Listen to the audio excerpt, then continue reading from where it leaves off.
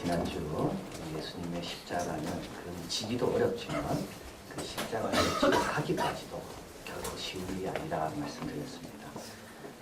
십자가는 만인들이 보는 앞에서 지는 것이기 때문에 그렇습니다. 수치스러운 것이 혼자 당하면 되는데 많은 사람들 앞에 수치를 당하는 것, 그건 참 피하고 싶습니다. 또 십자가를 지러 가는 길까지는 시간이 여유가 있기 때문에 주위에서 자꾸 말립니다.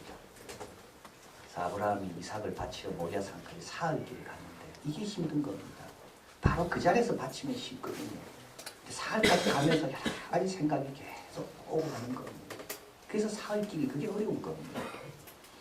또 사탄의 유혹이 계속 있습니다. 여러분, 유혹은 정말 어렵습니다. 사탄의 유혹은 정말 강합니다. 우리의 약점을 딱 알고 그걸 유혹하기 때문에 칼과 이 창보다 더 무서운 것이 사탄의 유혹입니다.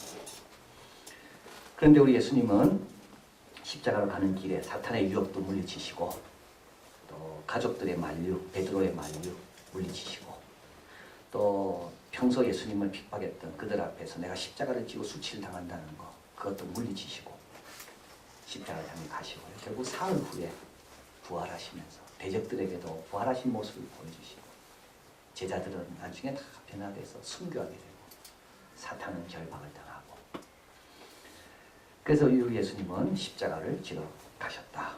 그런데 가면서 자꾸 더 정체성이 분명해집니다. 십자가는 지려고 하면 더 강하게지는 것이 십자가예요. 십자가를 피하려면 피할수록 약해지는 거고 십자가를 잡으려고 하면 할수록 더 강해지는 거고 그래서 여러분 꼭 기억하십시오. 십자가에서 밖에서 보는 거하고요. 십자가 안에 있는 거 다른 거예요. 십자가 밖에서 볼 때는 십자가는 참 힘들어 보이고 괴로워 보이지만 그 안에 막상 십자가를 접으면 그렇게 힘들지 않습니다. 그래서 주님께서 십자가 주시는 거예요. 이제 오늘은 우리 예수님께서 예루살렘으로 들어가십니다. 이 예루살렘에 들어간다는 것은 제자들에게는 특별한 관심거리였습니다. 왜냐하면 예수님께서 예루살렘에 들어가서 고난을 받을 거다. 여러 번 말씀하셨거든요. 그리고 이제 예수님께서는 갈릴리 사역을 이미 다 정리하셨고 이제 예루살렘까지 쭉 오는 것도 이제 다 끝났고 이제 최후의 결전이 벌어지는 예루살렘으로 들어가시는 겁니다. 어떤 모습으로 들어갈까? 그래서 예수님께서 예루살렘 근처에 왔을 때 야고보와 요한의 어머니가 예수님께 나와서 묻습니다. 예루살렘 가시면 우리 아이 중에 한 명은 오른쪽 왼쪽 다 이렇게 뭔가 기대하는 바가 있는 거거든요. 예수님은 어떻게 예루살렘에 들어가시는가? 조용히 숨어서 들어가시는가? 오늘 본문에서 우리에게 가르쳐 주십니다. 우리 예수님은 만왕의 왕으로 들어가십니다. 나귀 타고 들어가십니다. 호산나 찬양을 들으시면서 들어가십니다. 제 아들이 겉옷을 벗어 나귀 위에 얹고 그 위에 앉으시고 그리고 많은 사람들이 자기 겉옷을 얹어서 길을 만들어주고 예수님은 그 길 위로 나귀 타고 들어가십니다. 오늘 본문에 보면 예루살렘 온 성이 소동했다고 합니다.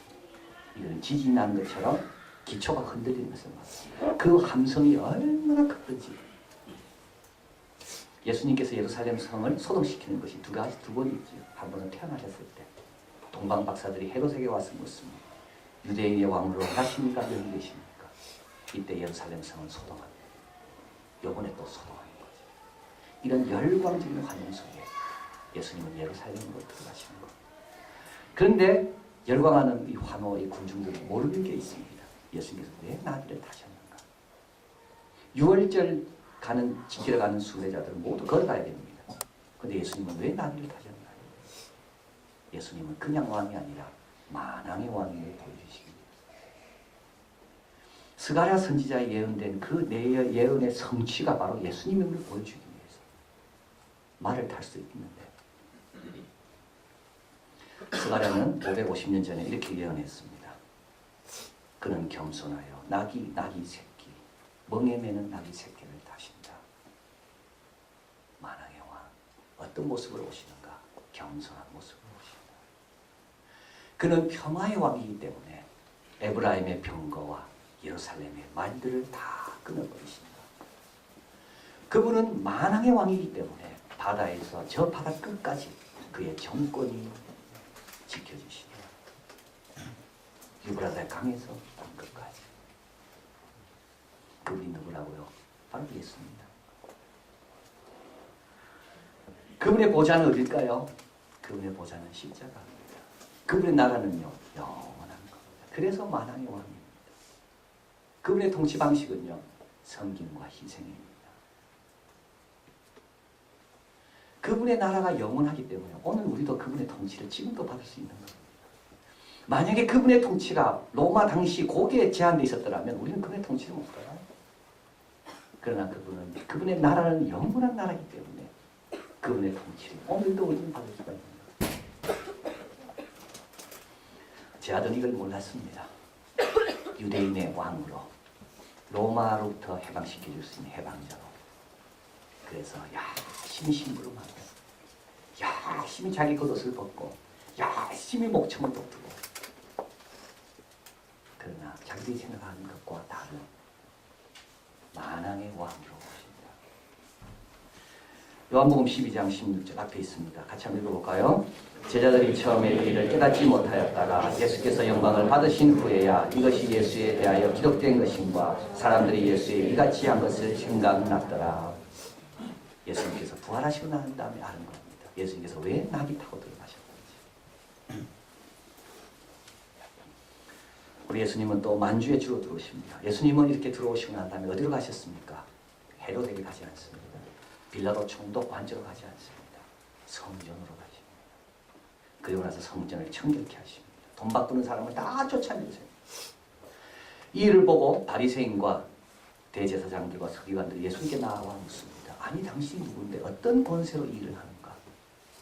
그 집에서 어떻게 하셨는데요? 그 집의 주인처럼 행사한 겁니다.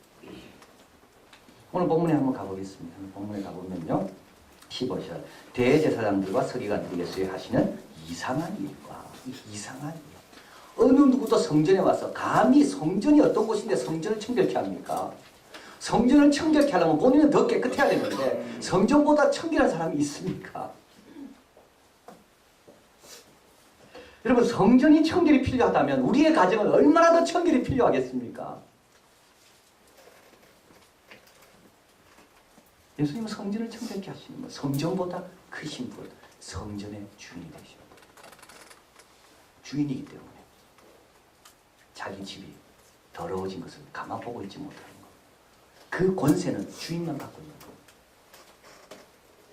그리고 나서 예수님께서는 성전에서 자기에게 나오는 절름발이와 소경된 자를 고쳐주십니다.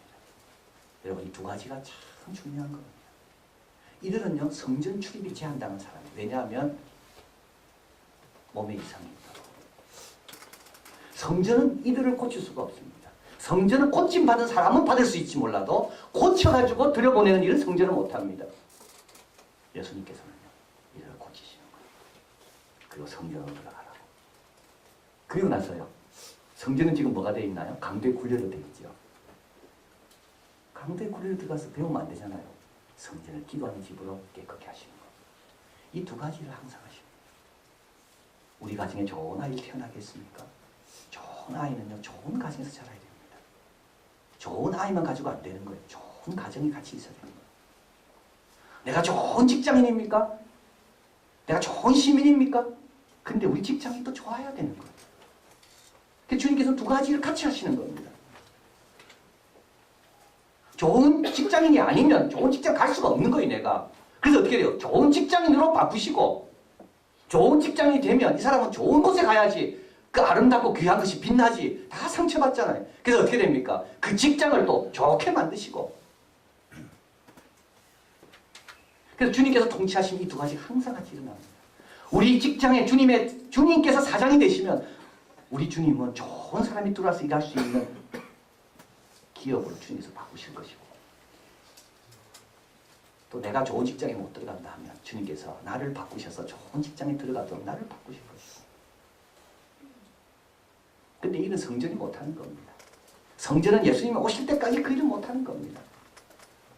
성전보다 크신 예수님이 오셔야지만 성전도 온전하게 되고 성전에 들어오는 모든 사람도 온전하게 되고. 이 일에 관심 갖고 있는 분은 예수님밖에 없습니다. 성전 지키는 사람은 아닙니다. 그 작은 이해관계 때문에 그 기획 못합니다.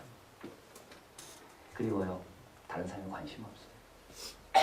성전 밖에 있는 사람에 대한 관심이 없어요. 성전 안에 들어온 것만 충분하기 때문에 예수님은 오셔야지만이 성전 밖의 사람도 변화되고 성전도 더 거룩하게 되고 이게 바로 교회 모형입니다. 교회를 주님께서 지금 생각하고 하신 겁니다. 성도 한 명 한 명을 구워듣는 구속 얻는 백성으로 만들고 그리고 우리 주님이 교회의 머리가 되셔서 그 구속 얻은 백성이 교회에서 잘 자랄 수 있도록 헤르베르트 하프너가 적은 베를린 필하모니 오케스트라 책이 최근에 나왔는데 이 책을 제가 보니까요 베를린에는 오케스트라라는 합창단이 유명했다고 합니다. 세계에서 가장 오래된 합창단은 베를린에 있었고 탁월한 지휘자들은 모두 합창단 지휘자였지 이 기악 지휘자는 아니었다는 거예요. 그리고 베를린 시민들도 합창 공연을 좋아했지 기악 공연은 좋아하지 않았다는 거예요. 이 기악하는 사람도 있긴 있었습니다. 근데 이 사람들은 다 누구냐? 군악대 출신입니다. 그래서 연주곡도 이 사람들이 일반적으로 흥겹게 듣기 좋은 그런 곡들만 연주했고 그리고 주로 군악대에서 연주했던 그 군악대 지휘했던 사람들이 기악의 지휘를 맡았다는 거. 주로 한 일이라는 것은 뭐냐면 합창단이 연주할 때 합창할 때 그때 반주한 역할 그게 기악하는 사람들의 역할의 전부였습니다. 그런데 베를린에 한 사람이 등장하게 됩니다. 베냐민 빌제라는 사람입니다. 악사들을 맹훈련시켰습니다. 주법이 일정하도록 꼼꼼하게 신경 썼습니다. 그리고 새로운 신곡들을 가져와서 연습하고 공연하게 했습니다. 당시 베를린 시민들은 이런 관연하게 연주할 때는 커피 마시나 맥주 먹으면서 여성들은 뜨개질하면서 들었다고 합니다. 그런데 빌제 악단이 연주하기 시작하면 순간 조용해지고 웨이터들도 소리 없이 눈짓 손짓으로 조용히 서빙했다. 그 다음부터 기악 연주의 차원이 바뀌게 됩니다. 사람들의 인식이 바뀌게 됩니다. 이제 이 빌제가 결국은 악단들하고 관계가 안 좋아서 많은 악단들이 나오게 됩니다. 그리고 한 8명의 신입 회원들을 맞이해서 이 악단들이 처음에 이름은 원조 빌제 악단이라고 정했어요. 그런데 빌제가 내 이름 쓰지 마라. 그래서 그럼 뭐라 적을까? 그러다가 베를린 필하모니로 하자. 그래서 베를린 필하모니가 된 거예요. 이 빌제 이 사람이 자기 이름 쓰라 했다면 됐을 겁니다. 지금까지 빌제 하모니 이렇게 됐을 겁니다.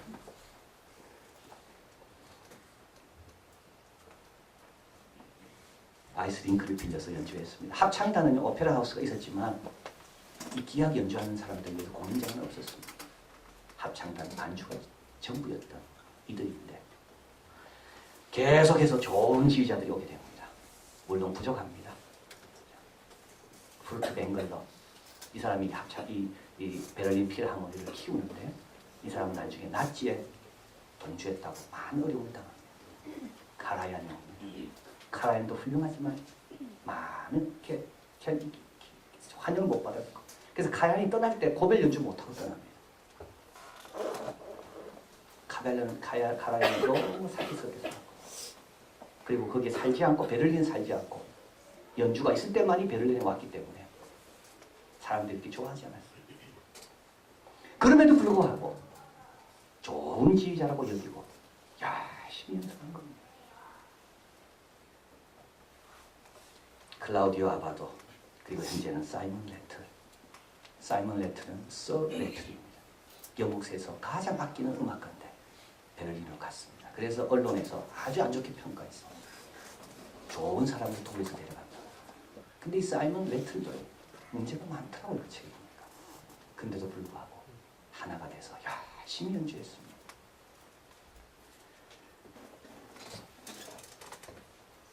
이제는 우리는 베를린 합창단보다도 베를린 필하모니 오케스트라를 더 기억합니다. 누가 지휘하느냐, 어떤 사람의 가르침을 잘 받느냐 이렇게 달라지는 겁니다. 군악 연주하는 사람들이 신곡들을 연주하게 되고 합창단 반주하는 사람들이 이제는 독자적인 연주회를 갖게 되고 오늘 본문에 보면 어린이들이 성전에서 찬양합니다. 그동안 성전에 이런 찬양이 들린 적이 없었습니다.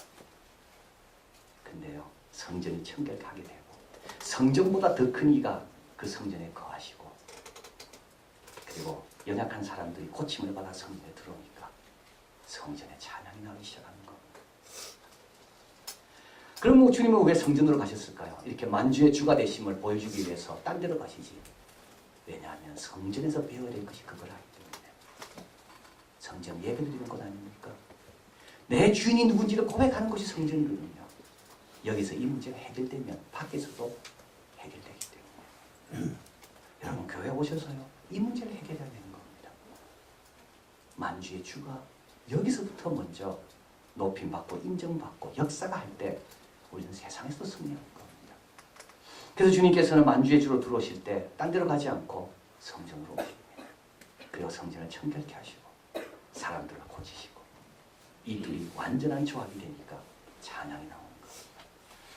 마지막으로 우리 주님께서 예루살렘 들어가실 때는 구세주로 들어가십니다. 오늘 본문에 보면 주님 들어가실 때 찬양하는 게 나옵니다. 호산나 호산나. 성전에서 또 아이들이 찬양합니다. 호산나 호산나. 호산나는 무슨 뜻인가요? 호산나는 이제 구원하소서라는 뜻입니다. 시편 118편 25절에 이제 구원하소서 요 단어를 히브리어로 호산나 요거를 헬라로 그대로 발음한 겁니다. 요게 호산나입니다.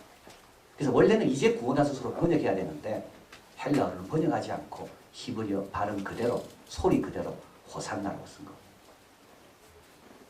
우리 주님은 우리에게 구원자가 되신다. 그런데 놀라운 것은 이 구원자는 우리가 생각하는 구원과 다르다는 것. 우리가 생각하는 구원은 뭐죠? 당장 먹을 것, 당장 출세, 당장 성공, 당장 건강. 근데 또 병 옵니다. 출세요? 몇 년 가겠습니까? 성공 몇 년 갈까요? 오늘 본문 같이 한번 가보겠습니다. 17절 같이 있습니다. 그들을 떠나 성 밖으로 베다니에 가서 거기서 기도하십니다. 참 어설픈 결론이라고 들어올 때는 예루살렘 성이 소동할 정도로 큰 열광 속에 들어오셨는데 떠날 때는 조용히 떠나십니다. 나귀는 이미 돌려보냈습니다. 이제 나귀는 더 이상 이제 보여주셨기 때문에 더 이상 필요 없는 거예요. 예수님은 다 돌려보내고 조용히 베다니로 가십니다. 뭐 하기 위해서요? 십자가 준비하시고 우리에게 참된 구원을 주시려고 영원히 목마르지 않는 것 먹어도 죽지 않은 그 생명을 주시려고 예수님은 조용히 베다니로 가시는 겁니다. 이때 사람들은 어땠습니까? 별 신경 안 씁니다. 자기 필요한 거 주시려고 할 때는 확 달려들지만 진짜 필요한 걸 주시려고 할 때는 다 도망치는 거예요. 육의 양식을 위해서는 열심히 일하지만 영생하도록 있는 걸 위해서는 사람들은 별 관심을 안 가진다는 겁니다. 예수님께서 나귀 타고 들어오실 때는 예루살렘에 엄청난 일이 날 것 같을 때는 많은 군중들이 예수님께 달라붙었습니다. 그러나 십자가 지러 갈 때는요 아무도 없습니다. 그리고 십자가에 못 박으라고 오히려 소리칩니다. 제자들도 똑같은 것. 그런데 우리 예수님 그럼에도 불구하고 십자가에 올라가십니다. 왜냐하면 우리를 너무 사랑하시니까. 우리에게 필요한 것이 사라지는 양식이 음식이 아니라 영원토록 있는 생명이 우리에게 가장 필요하다 하시기 때문에. 그리고 우리 예수님은 닷새 후에 금요일입니다. 십자가에 매달리십니다. 그리고 말씀하십니다. 용서하시고 구원하시고 자기 어머니를 요한에게 맡기고 버림받으시고 목마르시고 그리고 거기서 다 이루었다고 말씀하시고 내 영혼을 아버지께 부탁드립니다 하시고 운명하신 겁니다. 스티븐 스펄전 목사님은 말합니다. 그분은 경배받으시기에 합당하다. 생각하면 할수록 그분은 경배받으시기에 합당하다. 왜냐하면 최고의 사랑을 베푼 그 권리로서 완전히 지불해 주신 그 권리로서 로마 당시 2000년 당시 팔레스타인의 해방만을 위해서 일한 분이 아니라 온 인류를 위해서 먹을 것, 입을 것을 위해서 채우신 분이 아니라 영원한 영생을 위해서 대가를 지불해 주신 분이기 때문에 고난주간입니다. 십자가 가까이 오는 것입니다. 왜냐하면 거리가 주의 보좌가 있기 때문에. 그리고 여러분 그 소리는요 십자가 근처에만 들리는 소리가 있습니다. 십자가 위에서 하신 말씀. 그는 십자가 근처에 있을 때만이 들립니다. 그걸 들어야지. 주님께서 우리를 얼마나 사랑하는지, 내가 어떻게 살아야 되는지를 분명히 알게 되는 거. 기도하시겠습니다.